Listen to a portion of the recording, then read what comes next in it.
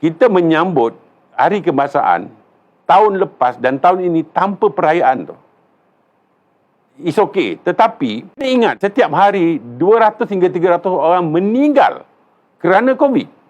Jadi, jangan ada lagi pihak-pihak tertentu yang cuba mengadu domba, yang membuat perkara-perkara yang saya tak faham kenapa mereka nak buat, agenda apa yang mereka nak lakukan, tetapi dia telah menjejaskan usaha kerajaan untuk memerangi kata orang COVID ini.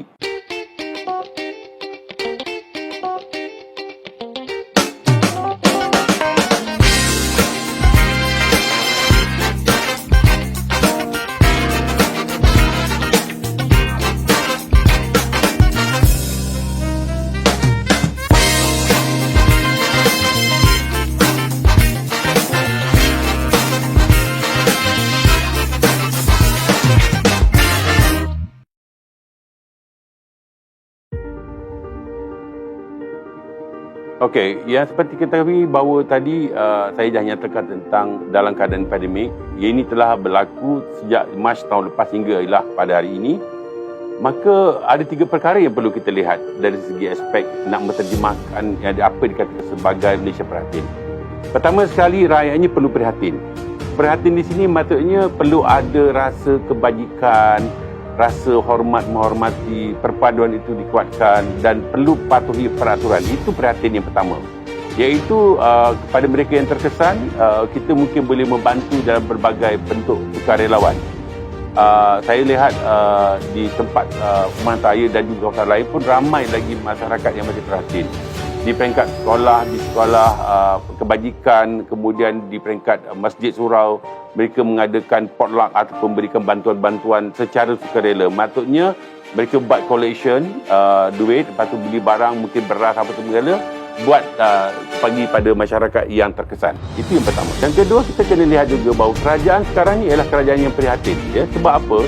Dengan pakej rancangan ekonomi dipanggil sebagai prihatin itu telah memberikan bukan sikit, jutaan ringgit kepada masyarakat, ya, iaitu dalam bentuk wang, baik daripada yang bujang, yang bersama isteri dan sebagainya, terutamanya kepada impak pokok.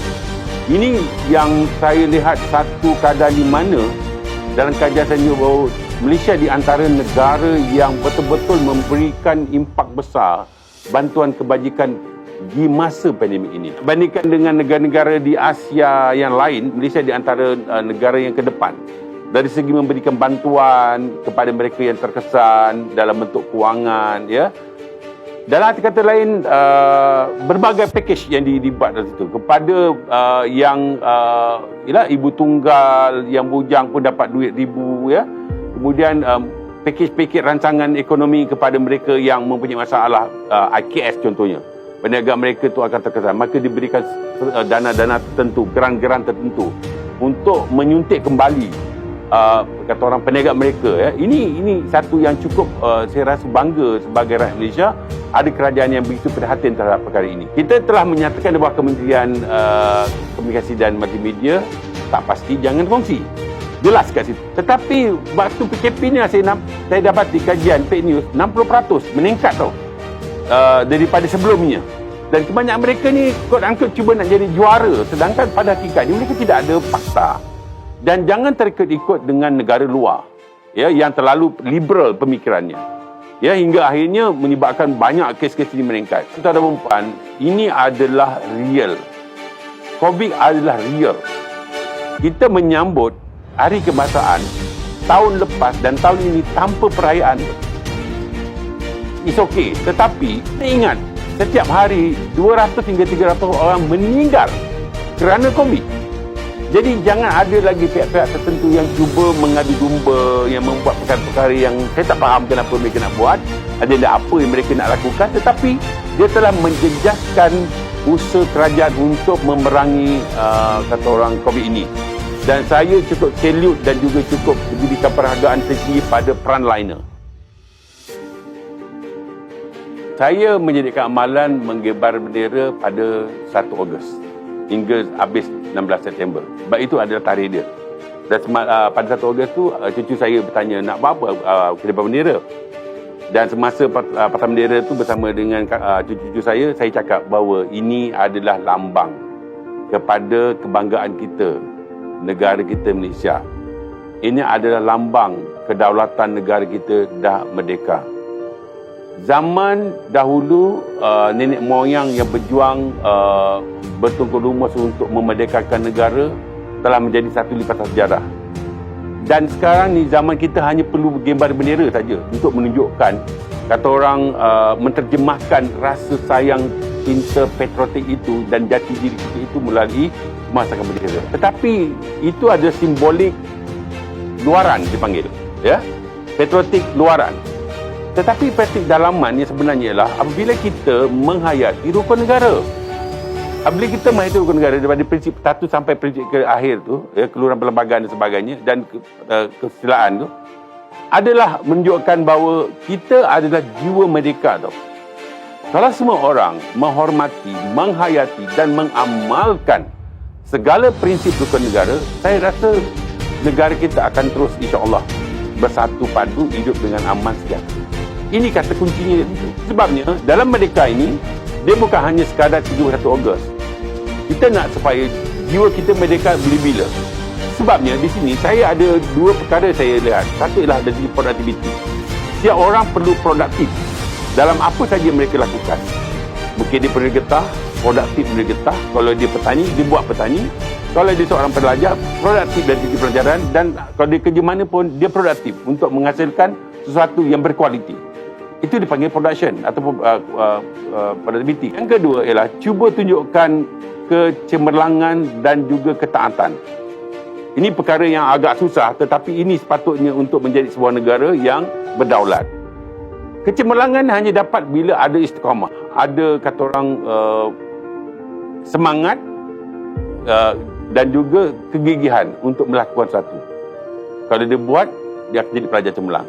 Kalau dia rajin, dia baca buku, dia mentelaah, insya-Allah dia akan berjaya.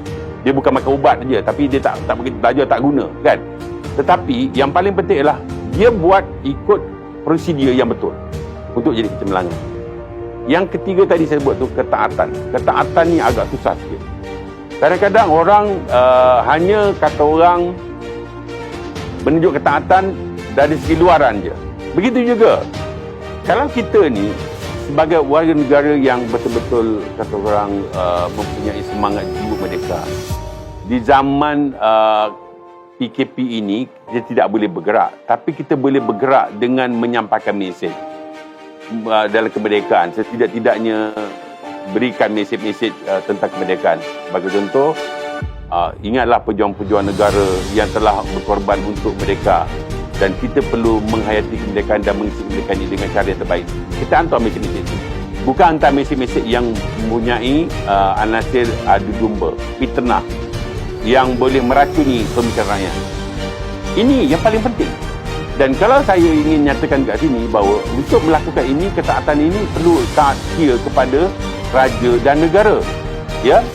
Dan saya ingin nyatakan kat sini, buat masa apa yang saya lihat dalam pemerhatian sendiri di kawasan perumahan dan perjalanan saya di sini pun masih banyak orang tidak akan mengibarkan bendera. Saya pun tak tahu kenapa. Susah sangat ke nak mengibar bendera? Takkan nak mengharap bendera percuma sedangkan bendera setakat RM10. Kalau sekadar satu rumah tak apa, rumah saya letak 10. Tapi kalau yang lain, satu rumah satu orang cukuplah, tak sekurang-kurangnya menunjukkan tentang jiwa merdeka itu ada di situ. Jabatan Penerangan telah membuat berbagai pendekatan. Ya, saya nampak begitu. Contohnya ada kuis, ada kenegaraan dan sebagainya, ada ceramah pidato kenegaraan, ya. Dan akhirnya saya mengatakan bahawa untuk menjadikan kata orang jiwa merdeka dan semangat prihatin ini, kita boleh pupuk melalui rebung, iaitu anak-anak kecil lagi. Zaman PKP ialah zaman di mana kita perlu berada di rumah. Tetapi kita boleh keluar. Caranya melalui IT.